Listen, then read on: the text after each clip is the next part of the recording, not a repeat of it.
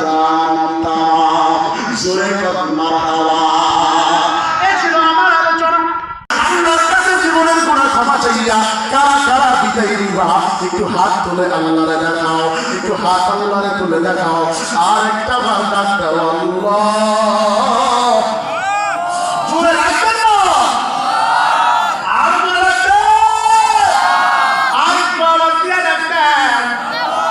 হয় না, যতক্ষণ আপনার দম নিঃশ্বাস তোলা ততক্ষণ আওয়াজ করে ডাকবেন আল্লাহ। নবী বলেছেন তিনবার যদি কেউ মনে দিয়া আল্লাহর ডাকে তার দিল যদি